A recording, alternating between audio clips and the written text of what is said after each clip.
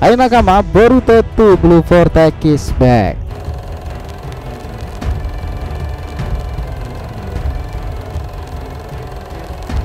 Nah sekarang ini menarik teman-teman, kalau kita amati bola Boruto ini, setelah orang ini mendapatkan titik koordinat karena kata pengintai tersebut sudah mendapatkan akses dan Boruto berpeluang ke sana dengan cepat seperti contoh kasus Ishiki dahulu. Pertanyaannya, apa yang akan Boruto lakukan selepas itu? Menyegel Jubi kah? Memecahkan menjadi cakra seperti Biju? Atau menjadikan dirinya juga sebagai Jinchuriki ekor 10? Pada dasarnya Uzumaki itu memang punya banyak cakra dalam dirinya. Ketambahan pula Boruto sekarang pun juga seorang Otsutsuki. Apakah iya Boruto malah seperti Hagoromo dan bisa menggunakan teknik yang dikenal sebagai Banbutsu Sozo itu? Nah tentu ini kita jelaskan lebih detail lagi. Yang menarik untuk kita cermati bahwa Boruto sekarang ini sudah bisa berpindah ke satu titik ke titik lainnya karena dia juga seorang Otsutsuki murni kan. Dan kayak pikir nih humanoid Jubi yang diperas God sendiri juga bisa menjadi ancaman apabila Momoshiki belum berteman dengan Boruto pula. Karena makhluk itu sedari awal juga mengincarnya kan. Kira-kira strategi apakah nih jika dihipotesakan tentang kelanjutan Boruto ini ke depannya saat dia membersamai dan bertemu dengan Jubi? Nah jika kalian penasaran teman-teman udah berada video yang tepat nih, karena dari sini kita akan bahas mengenai hipotesa tersebut.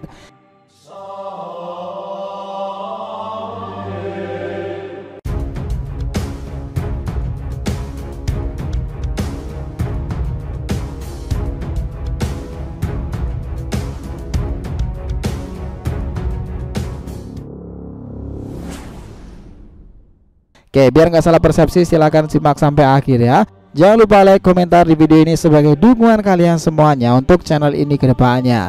Nah jika sudah, terima kasih banyak dan mari kita lanjutkan perjalanan. Oke, gini ya nakama, pembahasan ini kita mulai dari sini. Seperti yang kita bilang nih, Boruto itu bisa berpindah ke tempat Jubi itu disembunyikan dengan sangat mudah. Nah caranya itu adalah dengan mendapatkan hewan, benda atau tempat yang telah Boruto tandai ini, sehingga sedikit cakra saja berada di sana dan itu akan terhubung dengan Boruto. Hal tersebut akan terjadi, lalu dengan cepat dia menggunakan portal dimensi mengikuti cakra itu dan ketemu. Karena hal seperti itu juga pernah dilakukan Otsutsuki Ishiki.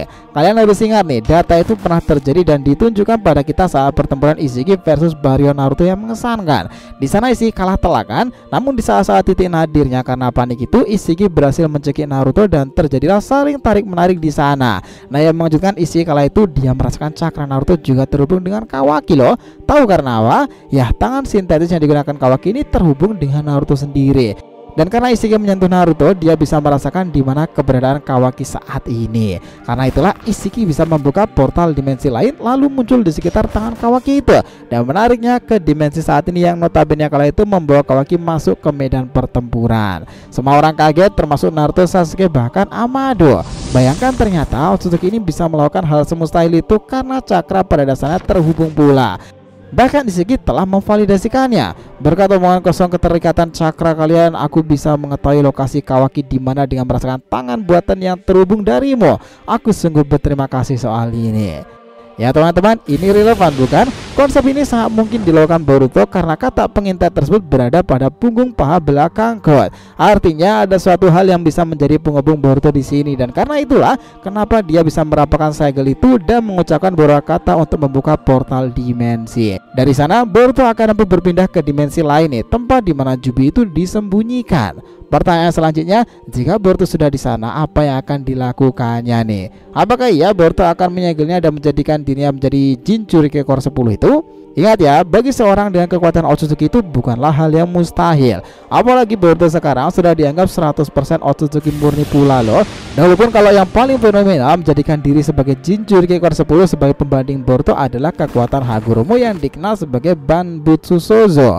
Pertanyaan dasarnya itu sederhana, apakah iya semua Jubi bisa melahirkan para Biju jika dengan teknik tersebut? Nah oke, kita sedikit flashback ya. Sederhananya Biju sendiri adalah makhluk yang tidak lebih dari sebuah cakra yang memiliki kepribadian. Hal itu bisa dibuktikan dengan contoh Kurama yang bisa dibagi menjadi dua, Yin dan juga Yang. Kita recall lagi di sini. Sebelumnya perlu diingat Yin dan Yang merupakan dasar dari teknik ninjutsu. Ya, kemampuan ini awalnya ditemukan oleh Rikudo Senin. Pada awal cerita Naruto dahulu dijelaskan bahwa energi dibutuhkan shinobi untuk menggunakan ninjutsu, dan cakra energi tersebut dibagi menjadi dua bagian. Salah satunya Yin dan satunya adalah Yang. Nah, ngebahas mengenai Yin dan Yang nih tentu juga memiliki hubungan dengan banyak kemampuan lainnya. Nah, kita mulai dari Yin ya di sini. Disebutkan elemen ini adalah energi spiritual dan mental seseorang, merupakan teknik dasar untuk mengatur imajinasi serta digunakan untuk membuat ketiadaan. Sementara itu untuk elemen yang adalah energi kehidupan dari biologis berupa sel dalam tubuh seseorang. Disebutkan pula elemen ini bisa digunakan untuk membuat kehidupan dalam suatu bentuk apapun. Dengan menggunakan segel tangan, maka secara bersamaan seorang shinobi mampu menggabungkan yin dan yang untuk menghasilkan sebuah ninjutsu. Artinya untuk memunculkan kekuatan ninjutsu, seorang shinobi harus melatih jiwa dan tubuh serta menguasai yin dan yang sebagai dasar mereka. Nah, fakta yang harus kalian ketahui nih, setiap biju itu ternyata memiliki elemen yin, dan biju terkuat pengguna yin adalah Kurama ekor 9. Itulah kenapa Minato bisa menggunakan Kurama Mude kala itu, karena setelah direinkarnasi Orochimaru, Minato sebelumnya menyegel setengah yin Kurama di dalam dirinya sendiri. Seperti yang kita katakan di awal, yin dan yang awalnya digunakan Rikudo Senin. Jika kedua elemen yin dan yang disatukan, maka konon Rikudo Senin itu mampu menggunakan sebuah jutsu legendaris, sebuah kekuatan yang disebutkan bisa menciptakan para biju sekalipun. Ya, teknik ini disebutkan sebagai Banbutsu Sozo. Artinya Rikudo Senin mampu membuat makhluk hidup menggunakan yin dan kemudian memberikan kehidupan dengan elemen yang. Dan contoh nyatanya dia menggunakan Banbutsu Sozo untuk menciptakan 9 biju serta patung Gedomazo kala itu, kemudian membagi cakra dari monster ekor 10. Sampai saat ini diketahui banyak sekali teknik hasil dari kombinasi elemen yin dan yang, seperti Genjutsu, Chibaku Tensei, Gedodama, bahkan Kang Wangyo milik Tobirama Senju. Nah, para Anbu juga menggunakan yin dan yang untuk memaksa target mengingat masa lalunya melalui hipnotis itu. Meskipun ini seperti jutsu interogasi biasa, tapi kemampuan ini menjadi kepribadian target itu mengungkap rahasia dalam dirinya lebih luas lagi. Jadi bisa disimpulkan, manipulasi yin dan yang sangat diperlukan bagi setiap shinobinya. Bahkan dari yin dan yang, setiap ninja itu mampu menghasilkan teknik tingkat tinggi tersebut. Namun, apakah bisa nih Jubi ini lahirkan para biju sendiri? Ya, asalkan seperti yang kita sebutkan tadi itu bisa, teman-teman. Seseorang mustahilnya harus memiliki Rinnegan yang pasti. Seseorang harus setara dengan Rikudo Senin pula. Maka cakra Jubi itu bisa dipecah, dan ketika melahirkan 9 bagian, Rikudo Senin itu memberikannya energi kehidupan yang dikenal sebagai penciptaan tertinggi yin dan yang Banbutsu Sozo. Hagoromo itu dipuja teman-teman sebagai dewa setelah menjadi Jinchuriki pertama dalam sejarah, memiliki kekuatan besar ekor 10 yang terkandung dalam dirinya. Selain itu, ia adalah orang pertama yang memahami sifat dasar cakra itu sendiri serta jalan Sage of the Six Path. Nah, cuman masalahnya apakah ada sosok di era ini seperti Rikudo Senin? Ya, kalau mengacu pada era sekarang, Boruto itu berpeluang melakukannya. Cuman yang jadi masalahnya adalah kalau kita melihat dari Jubi yang tersisa di titik koordinat code ini, ukurannya tubuhnya tak seperti Jubi yang dipecah dengan Banbutsu Sozo loh. Jubi sekarang malah seperti humanoid karena code sendiri telah memeras cakranya dan menghasilkan para Sumeaka. Kita sih malah lebih condong nih Boruto itu menyegelnya, dan konsep Banbutsu Sozo akan jadi bonus jika Boruto melakukannya. Karena kalau dilihat dari data sejarah, Boruto memang malah berpotensi lebih dari Hagoromo teman-teman, karena ia terhubung pada cakra Hagoromo sendiri dan Hamura, dan hasilnya Boruto itu adalah cakra Kaguya. Ingatkan ayahnya Naruto dan ibunya Hinata itu keduanya terhubung dengan cakra putra-putra Kaguya sendiri. Ngomongin soal Jubi memang selalu berkaitan dengan pohon cakra, 9 biju serta para klan dewa Otsutsuki. Karena emang faktanya teman-teman, Jubi ini hanya bisa dikendalikan oleh orang dengan kekuatan Rinnegan. Lalu pertanyaan gini, jika dengan saringan para shinobi Uchiha mampu mengendalikan Kyuubi, bagaimana jika opsinya diganti dengan Jubi? Karena satu hal yang pasti, Jubi atau ekor 10 memiliki daya penghancur berkali-kali lipat dari 9 biju loh.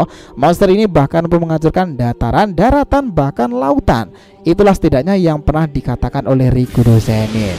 Tahu sendiri kan ya, masih menjadi kebingungan di sini adalah si Momoshiki ini, karena ia pasti juga akan merasakan dan melihat bahwa Jubi yang selama ini dicarinya sudah di hadapan matanya sendiri. Dari sini ada beberapa asumsi nih, jika Boruto memang sudah berteman dengan Momo, tentu dia tak akan mempermasalahkannya, dan jika Boruto mau menghancurkan atau bahkan menyegelnya. Tapi yang jadi masalah, jika Momo itu belum berteman dengan Boruto, pasti dia akan memprovokasi hingga akhirnya Jubi bisa gagal disegel oleh Boruto sendiri. Sejak awal seorang Otsutsuki yang memakan buah Shinju, maka akan mendapati kekuatan besar pula. Tetapi pohon Shinju akan lebih maksimal jika seorang Otsutsuki yang dikorbankan di sana menjadikan nutrisi, dan sang Otsutsuki lain akan memakan buah tersebut. Nah, konsep seperti itulah yang ada dalam bayangan Momoshiki Otsutsuki. Nah, dari sini nih kita akan menantikan gimana nih cara Boruto memvalidasikan strateginya itu setelah berhadapan dengan Jubi sendiri. Apakah sama dengan data yang kita berikan itu, atau akan ada plot twist lagi nih sesuai keahliannya sekarang ini? Menarik sih untuk dinantikan lebih lanjut. Gimana menurut teman-teman sendiri? So, segitu dulu ya pembahasan kita kali ini mengenai hipotesa apa yang akan Boruto lakukan setelah ia berhasil menemui Jubi, menghancurkannya, menyegelnya, atau memecahkan menjadi beberapa bagian cakra. Nah, jika ada yang ditanyakan silahkan feel free ya, tulis di kolom komentar di bawah ini, oke?